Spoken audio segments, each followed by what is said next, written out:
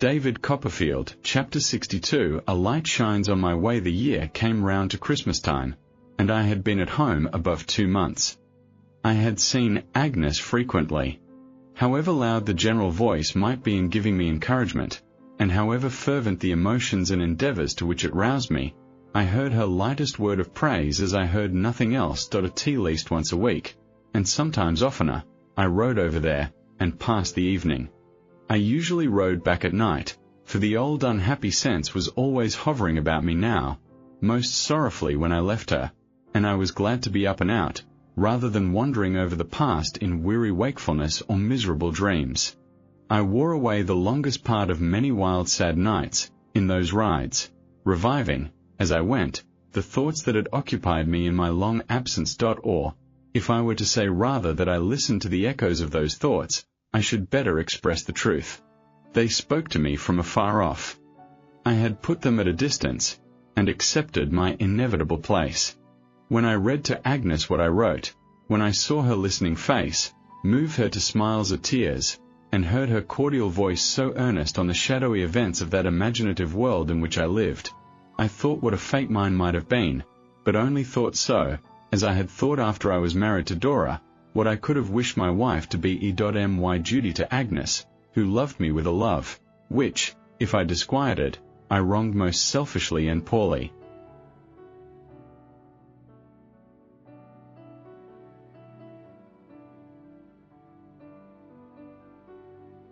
And could never restore.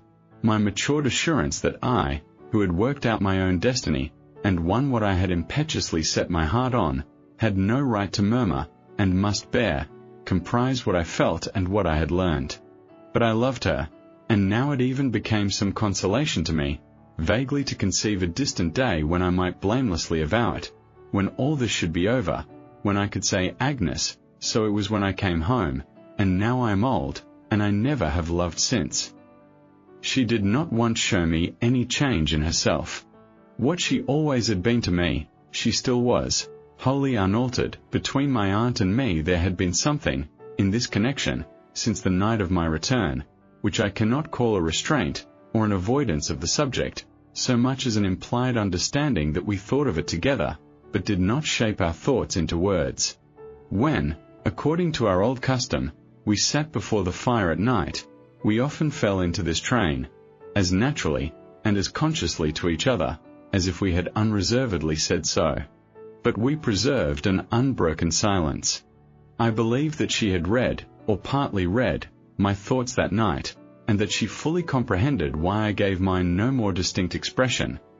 This Christmas time being come, and Agnes having reposed no new confidence in me, a doubt that had several times arisen in my mind, whether she could have that perception of the true state of my breast, which restrained her with the apprehension of giving me.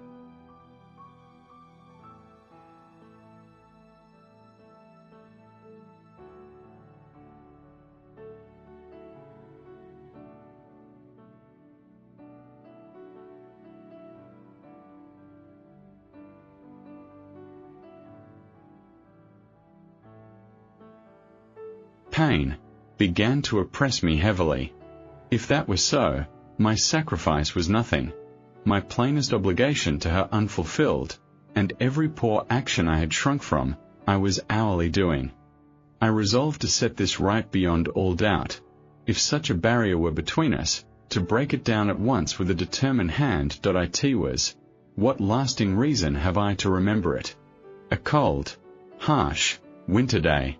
There had been snow, some hours before, and it lay, not deep, but hard frozen on the ground.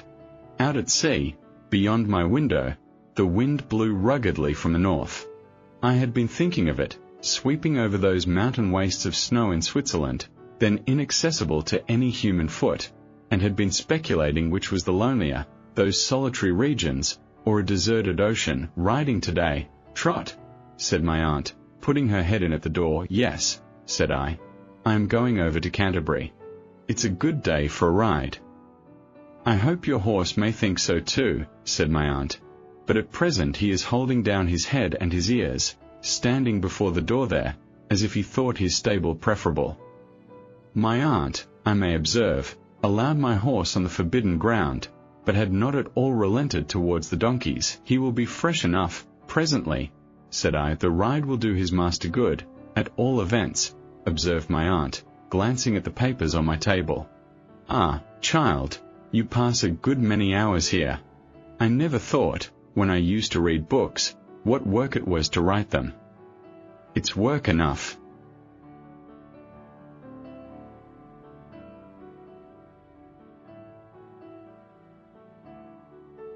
"To read them, sometimes," I returned. "As to the writing, it has its own charms, aunt." "Ah, I see," said my aunt. "Ambition, love of approbation, sympathy, and much more, I suppose? Well, go along with you." "Do you know anything more?" said I, standing composedly before her. She had patted me on the shoulder, and sat down in my chair. "Of that attachment of Agnes?" She looked up in my face a little while, before replying, "I think I do, Trot." "Are you confirmed in your impression?" I inquired. "I think I am, Trot." She looked so steadfastly at me, with a kind of doubt, or pity, or suspense in her affection, that I summoned the stronger determination to show her a perfectly cheerful face. "And what is more, Trot," said my aunt, "yes, I think Agnes is going to be married." "God bless her," said I, cheerfully. "God bless her," said my aunt, "and her husband too." I echoed it, parted from my aunt, and went lightly downstairs, mounted, and rode away. There was greater reason than before to do what I had resolved to do. How well I recollect the wintry ride. The frozen particles of ice, brushed from the blades of grass by the wind, and borne across my face, the hard clatter of the horse's hoofs, beating a tune upon the ground, the stiff-tilled soil, the snowdrift, lightly eddying in the chalk pit as the breeze ruffled it, the smoking team with the wagon of old hay, stopping to breathe on the hilltop, and shaking their bells musically, the whitened slopes and sweeps of downland lying.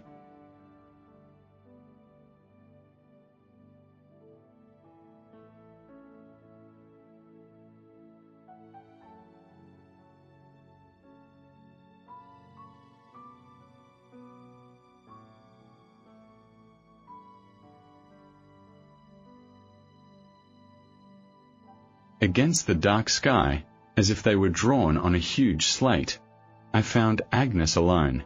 The little girls had gone to their own homes now, and she was alone by the fire, reading.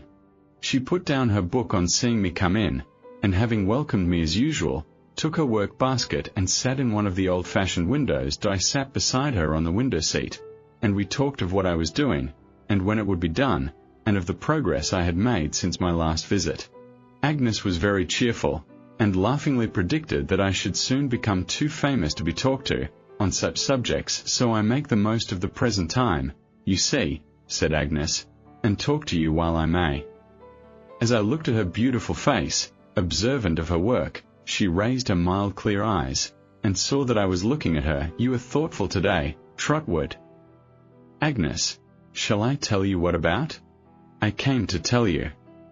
She put aside her work, as she was used to do when we were seriously discussing anything, and gave me her whole attention. "My dear Agnes, do you doubt my being true to you?" "No," she answered, with a look of astonishment. "Do you doubt my being what I always have been to you?"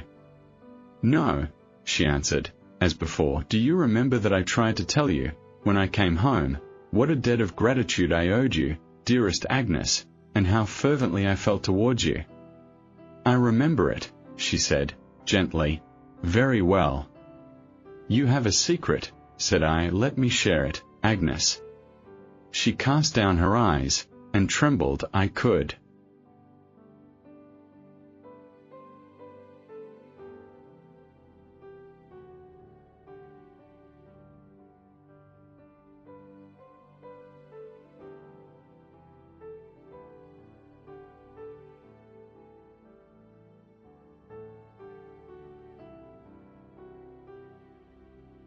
Hardly fail to know, even if I had not heard, but from other lips than yours, Agnes, which seems strange, that there is someone upon whom you have bestowed the treasure of your love.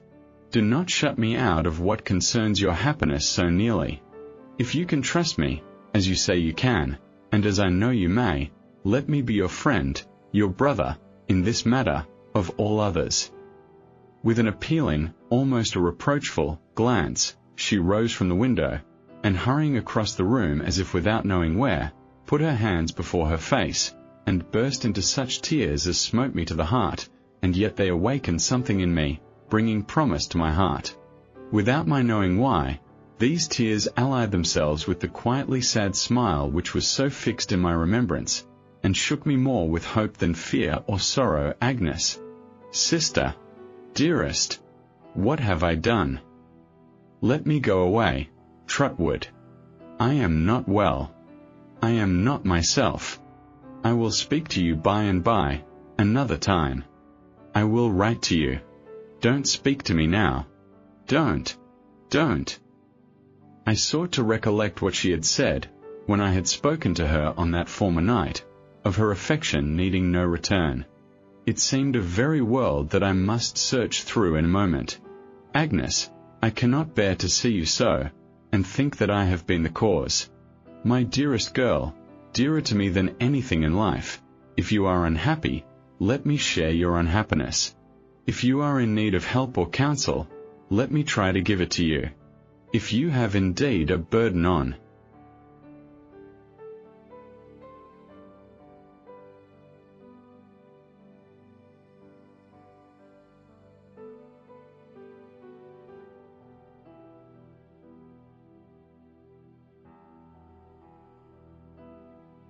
your heart, let me try to lighten it. For whom do I live now, Agnes, if it is not for you? Oh, spare me. I am not myself. Another time. Was all I could distinguish. Was it a selfish error that was leading me away? Or, having once a clue to hope, was there something opening to me that I had not dared to think of? I must say more. I cannot let you leave me so. For heaven's sake, Agnes, let us not mistake each other after all these years, and all that has come and gone with them. I must speak plainly. If you have any lingering thought that I could envy the happiness you will confer, that I could not resign you to a dearer protector of your own choosing, that I could not, from my removed place, be a contented witness of your joy, dismiss it, for I don't deserve it. I have not suffered quite in vain. You have not taught me quite in vain. There is no alloy of self in what I feel for you." She was quiet now. In a little time, she turned her pale face towards me, and said in a low voice, broken here and there, but very clear, "I owe it to your pure friendship for me, Trotwood, which, indeed, I do not doubt, to tell you, you are mistaken. I can do no more. If I have sometimes, in the course of years, wanted help and counsel, they have come to me. If I have sometimes been unhappy, the feeling has passed away. If I have ever had a burden on my heart, it has been lightened for me. If I have any secret, it is no new one, and is not what you suppose. I cannot reveal it, or divide it. It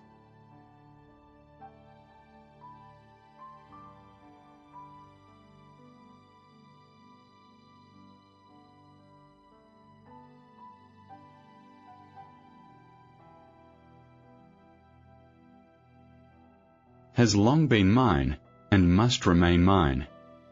Agnes, stay, a moment." She was going away, but I detained her.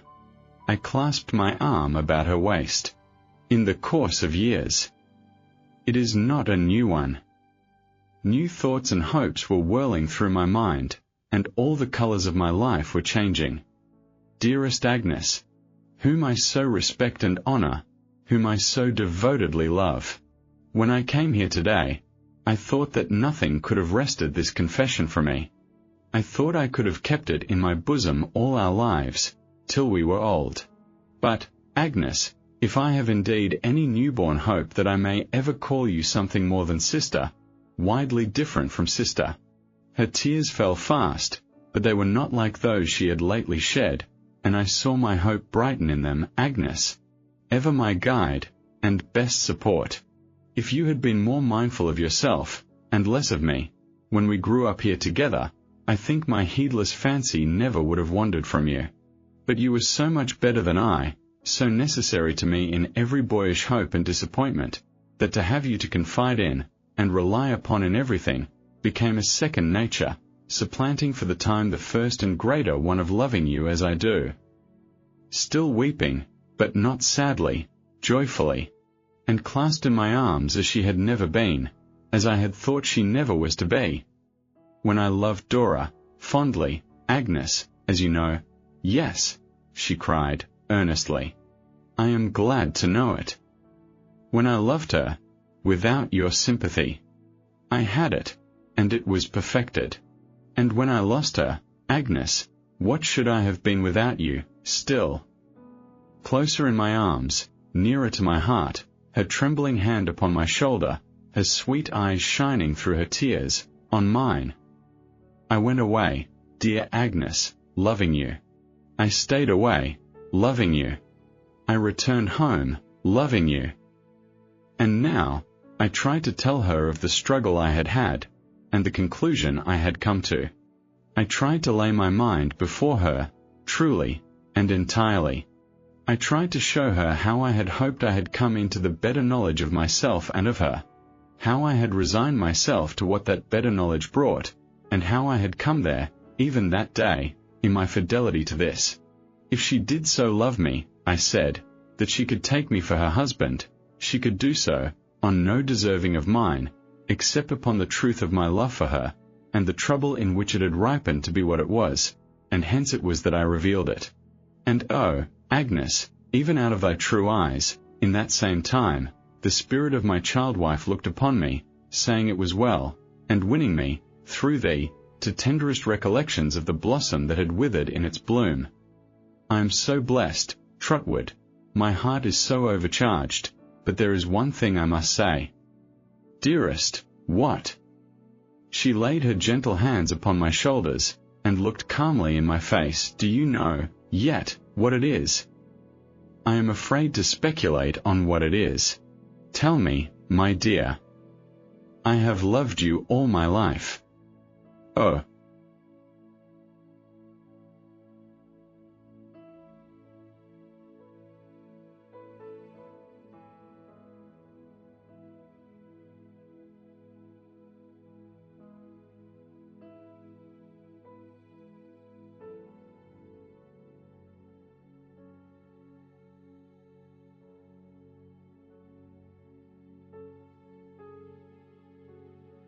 We were happy, we were happy.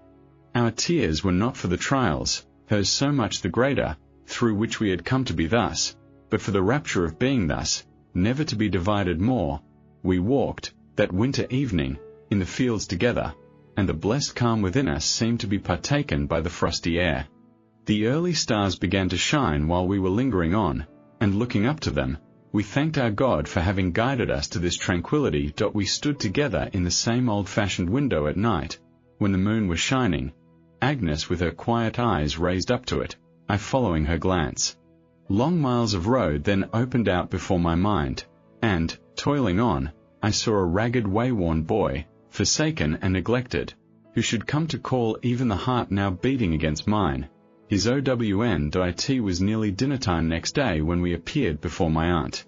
She was up in my study, Peggotty said, which it was her pride to keep in readiness and order for me. We found her, in her spectacles, sitting by the fire. Goodness me, said my aunt, peering through the her spectacles twice or thrice, to take another look at me, but as often took them off again, disappointed, and rubbed her nose with them. Much to the discomfiture of Mr. Dick, who knew this to be a bad symptom. By the by, Aunt, said I, after dinner, I have been speaking to Agnes about what you told me. Then, Trot, said my aunt, turning scarlet, you did wrong, and broke your promise. You are not angry, Aunt, I trust? I am sure you won't be, when you learn that Agnes is not unhappy in any attachment. Stuff and nonsense, said my aunt. My aunt appeared to be annoyed. I thought the best way was to cut her annoyance short. I took Agnes in my arm to the back of her chair, and we both leaned over her. My aunt, with one clap of her hands, and one look through her spectacles, immediately went into hysterics, for the first and only time in all my knowledge of her. The hysterics called up Peggotty. The moment my aunt was restored, she flew at Peggotty, and calling her a silly old creature, hugged her with all her might. After that, she hugged Mr. Dick, who was highly honoured, but a good deal surprised, and after that told them why. Then, we were all happy together that I could not discover whether my aunt, in her last short conversation with me, had fallen on a pious fraud, or had really mistaken the state of my mind. It was quite enough, she said, that she had told me Agnes was going to be married, and that I now knew better than anyone how true it was. We were married within a fortnight. Traddles and Sophie, and Dr. and Mrs. Strong, were the only guests at our quiet wedding. We left them full of joy, and drove away together. Clasped in my embrace, I held the source of every worthy aspiration I had ever had, the centre of myself, the circle of my life, my own, my wife, my love of whom was founded on a rock. Dearest husband, said Agnes, now that I may call you by that name, I have one thing more to tell you. Let me hear it, love. It grows out of the night when Dora died. She sent you for me. She did. She told me that she left me something. Can you think what it was? I believed I could. I drew the wife who had so long loved me closer to my side. She told me that she made a last request to me, and left me a last charge. And it was, that only I would occupy this vacant place. And Agnes laid her head upon my breast, and wept, and I wept with her, though we were so happy. David Copperfield, Chapter 63. A visitor. What I have purposed to record is nearly finished, but there is yet an incident conspicuous in my memory, on which it often rests with delight, and without which one thread in the web I have spun would have a ravelled end. Though I had advanced in fame and fortune, my domestic joy was perfect. I had been married 10 happy years. Agnes and I were sitting by the fire, in our house in London, one night in spring, and 3 of our children were playing in a room, when I was told that a stranger wished to see me. He had been asked if he came on business, and had answered no. He had come for the pleasure of seeing me, and had come a long way. He was an old man, my servant said, and looked like a farmer. This sounded mysterious to the children, and moreover was like the beginning of a favourite story Agnes used to tell them, introductory to the arrival of a wicked old fairy in a cloak who hated everybody. It produced some commotion. One of our boys laid his head in his mother's lap to be out of harm's way, and little Agnes, our eldest child, left her doll in a chair to represent her, and thrust out her little heap of golden curls from between the window curtains, to see what happened next. Let him come in here, said I. There soon appeared, pausing in the dark doorway as he entered, a hale, grey-haired old man. Little Agnes, attracted by his looks, had run to bring him in, and I had not yet clearly seen his face, when my wife, starting up, cried out to me, in a pleased and agitated voice, that it was Mr. Peggotty. It was Mr. Peggotty. An old man now, but in a ruddy, hearty, strong old age. When our first emotion was over, and he sat before the fire with the children on his knees, and the blaze shining on his face, he looked, to me, as vigorous and robust, withal as handsome, an old man, as ever I had seen. Master Davy, said he. And the old name in the old tone fell so naturally on my ear. Master Davy, 'tis a joyful hour as I see you, once more, long with your own true wife. A joyful hour indeed, old friend, cried I. And these here pretty ones, said Mr. Peggotty. To look at these here flowers. Why, Master Davy, you was but the height of the littlest of these, when I first see you. When Emily warn't no bigger, and our poor lad were but a lad. Time has changed me more than it has changed you since then, said I. But let these dear rogues go to bed, and as no house in England but this must hold you, tell me where to send for your luggage. Is the old black bag among it, that went so far, I wonder? And then, over a glass of Yarmouth grog, we will have the tidings of 10 years. Are you alone? Asked Agnes. Yes, he said, kissing her hand, quite alone.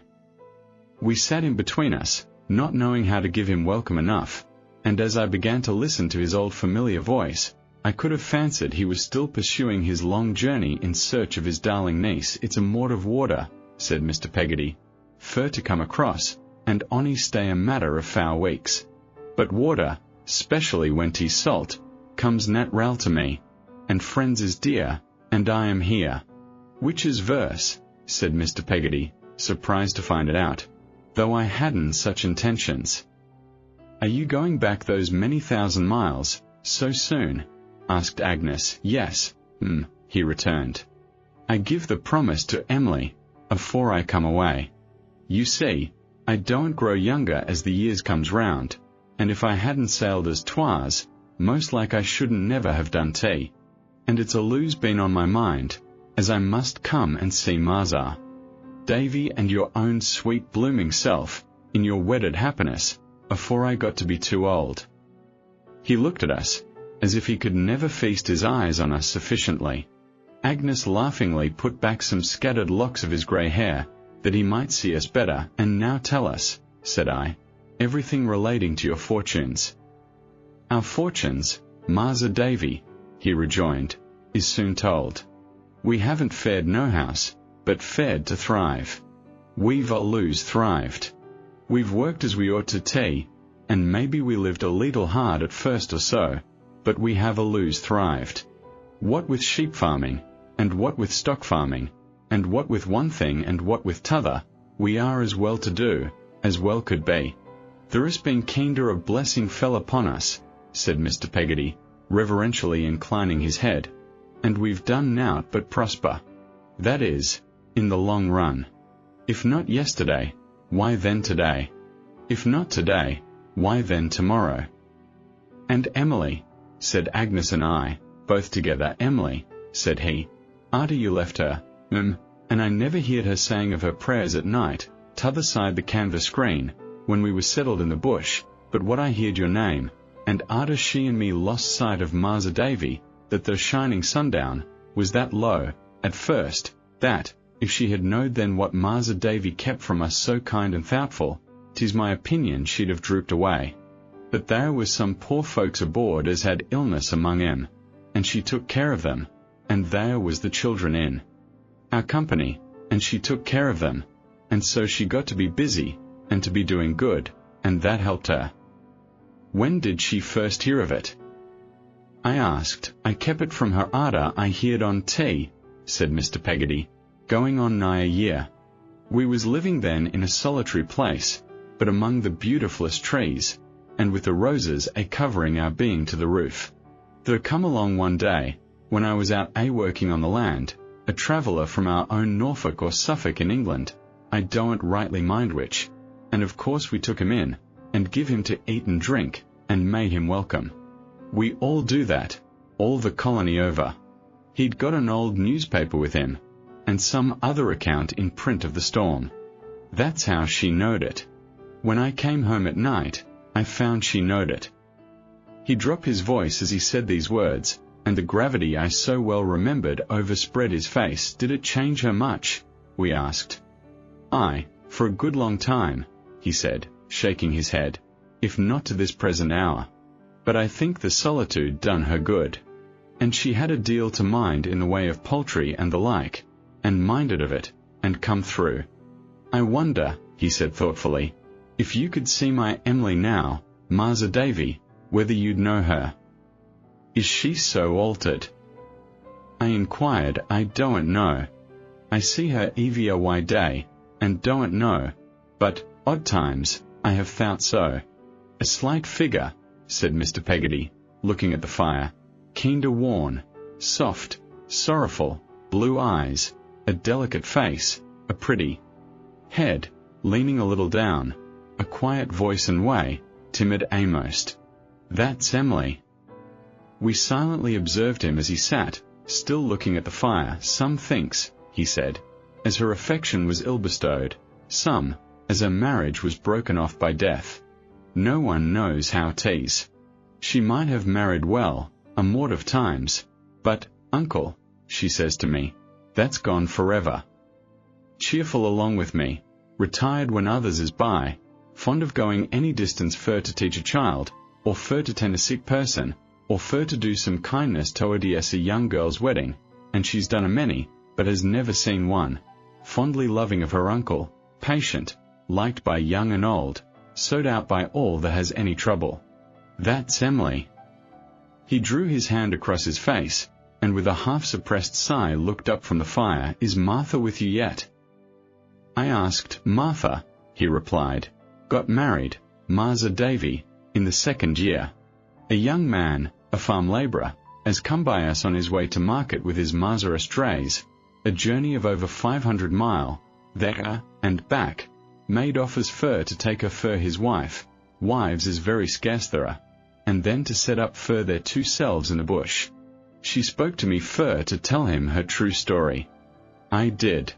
They was married, and they live 400 mile away from any voices but their own and the singing birds. Mrs. Gummidge. I suggested that it was a pleasant key to touch, for Mr. Peggotty suddenly burst into a roar of laughter, and rubbed his hands up and down his legs, as he had been accustomed to do when he enjoyed himself in the long shipwreck boat. Would you believe it? He said. Why, some un even made offer fur to marry her. If a ship's cook that was turning settler, Martha Davy, didn't make offers fur to marry Mrs. Gummidge, I'm gormed, and I can't say no fairer than that. I never saw Agnes laugh so. This sudden ecstasy on the part of Mr. Peggotty was so delightful to her, that she could not leave off laughing, and the more she laughed the more she made me laugh, and the greater Mr. Peggotty's ecstasy became, and the more he rubbed his legs. And what did Mrs. Gummidge say? I asked. When I was grave enough. If you'll believe me, returned Mr. Peggotty, Mrs. Gummidge, stead of saying thank you, I'm much obleeged to you, I ain't a-going fur to change my condition at my time of life, up with a bucket as was standing by, and laid it over that there ship's cook's head till he sung out for help, and I went in and re-skied of him. Mr. Peggotty burst into a great roar of laughter, and Agnes and I both kept him company. But I must say this, for the good creature, he resumed, wiping his face, when we were quite exhausted, she has been all she said she'd be to us, and more. She's the willingest, the truest, the honestest helping woman, Martha Davy, as ever drawed the breath of life. I have never knowed her to be lone and lorn, for a single minute, not even when the colony was all afore us, and we was new to it. And thinking of the old UN is a thing she never done, I do assure you, since she left England.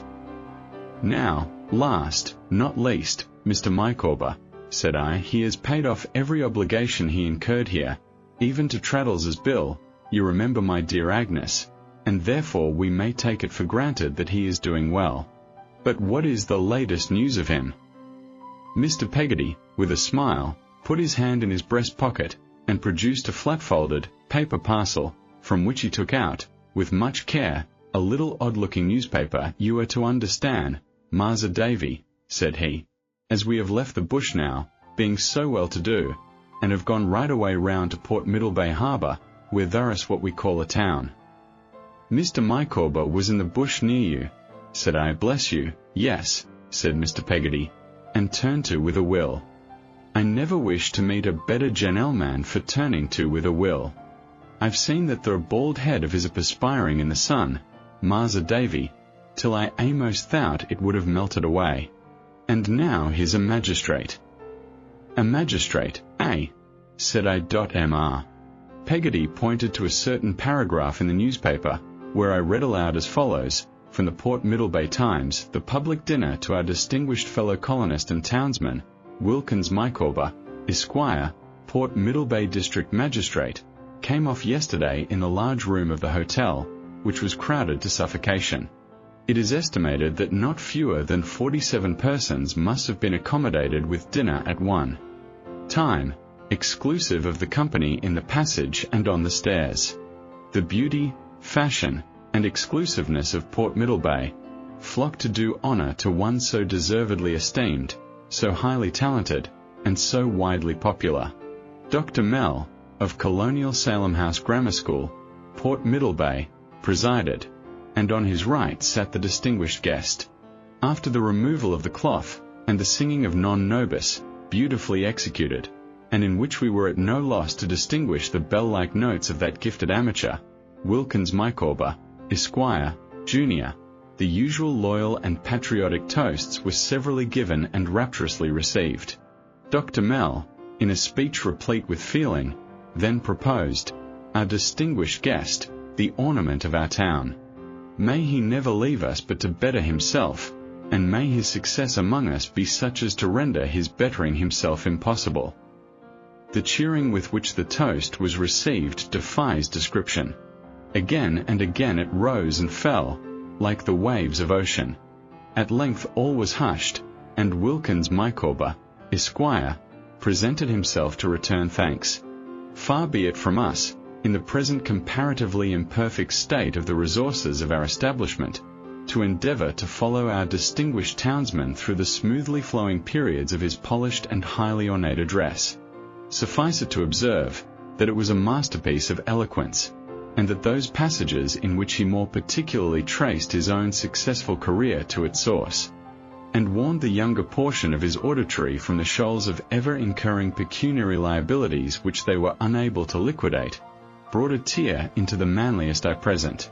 The remaining toasts were Dr. Mell, Mrs. Micawber, who gracefully bowed her acknowledgments from the side door, where a galaxy of beauty was elevated on chairs, at once to witness and adorn the gratifying scene, Mrs. Ridger Beggs, late Miss Micawber, Mrs. Mell, Wilkins Micawber, Esquire, Jr., who convulsed the assembly by humorously remarking that he found himself unable to return thanks in a speech, but would do so, with their permission, in a song.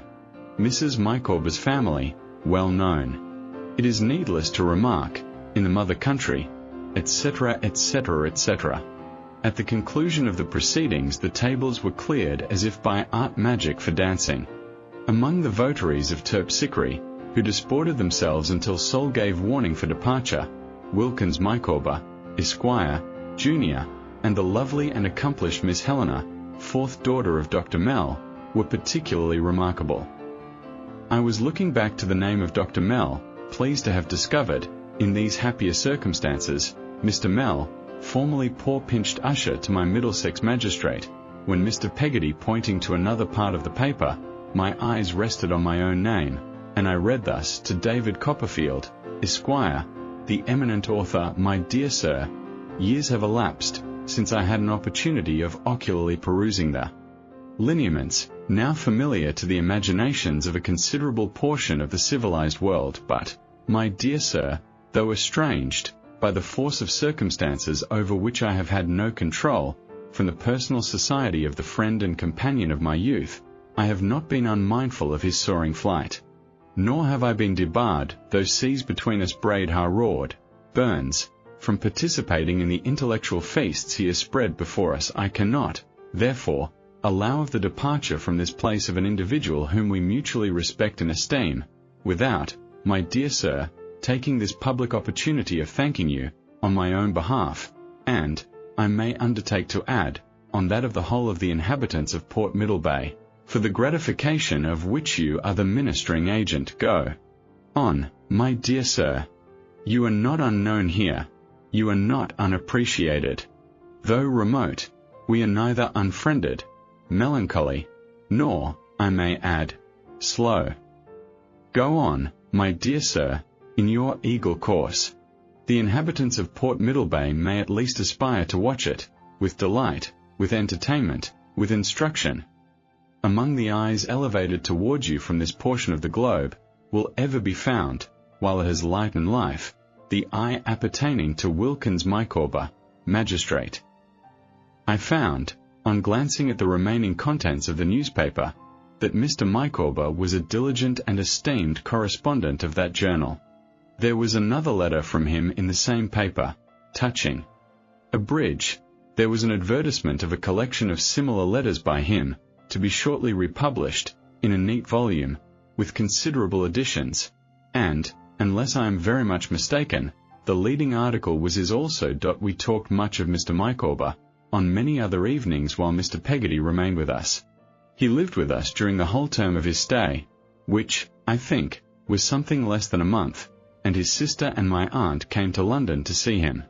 Agnes and I parted from him aboard ship, when he sailed, and we shall never part from him more, on earth, but before he left, he went with me to Yarmouth, to see a little tablet I had put up in the churchyard to the memory of Ham. While I was copying the plain inscription for him at his request, I saw him stoop, and gather a tuft of grass from the grave and a little earth, for Emily, he said, as he put it in his breast. I promised, Marza Davy. David Copperfield, Chapter 64, a last retrospect, and now my written story ends. I look back, once more, for the last time. Before I close these leaves did I see myself, with Agnes at my side, journeying along the road of life. I see our children and our friends around us, and I hear the roar of many voices, not indifferent to me as I travel on. What faces are the most distinct to me in the fleeting crowd? Lo, these, all turning to me as I ask my thoughts the question. Here is my aunt, in stronger spectacles, an old woman of 80 years and more, but upright yet, and a steady walker of 6 miles at a stretch in winter weather, always with her. Here comes Peggotty, my good old nurse, likewise in spectacles, accustomed to do needlework at night very close to the lamp, but never sitting down to it without a bit of wax candle, a yard measure in a little house, and a workbox with a picture of St. Paul's upon the lid. The cheeks and arms of Peggotty, so hard and red in my childish days, when I wondered why the birds didn't peck her in preference to apples, are shriveled now, and her eyes, that used to darken their whole neighborhood in her face, are fainter, though they glitter still. But her rough forefinger, which I once associated with a pocket nutmeg grater, is just the same, and when I see my least child catching at it as it totters from my aunt to her, I think of our little parlour at home, when I could scarcely walk. My aunt's old disappointment is set right, now.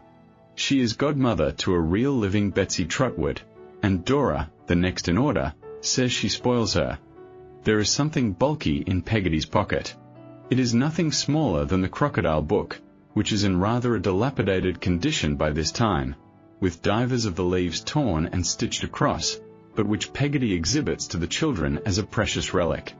I find it very curious to see my own infant face, looking up at me from the crocodile stories, and to be reminded by it of my old acquaintance Brooks of Sheffield. Among my boys, this summer holiday time, I see an old man making giant kites, and gazing at them in the air, with a delight for which there are no words.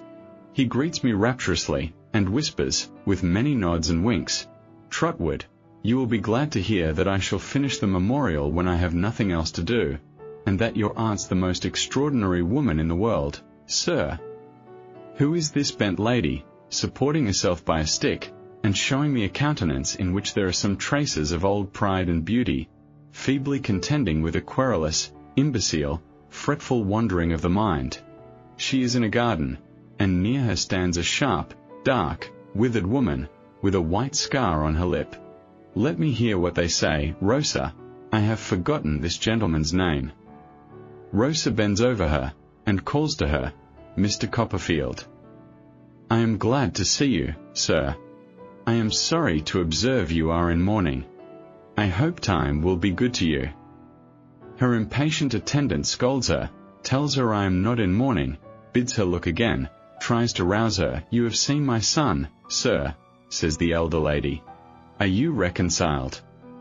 Looking fixedly at me, she puts her hand to her forehead, and moans.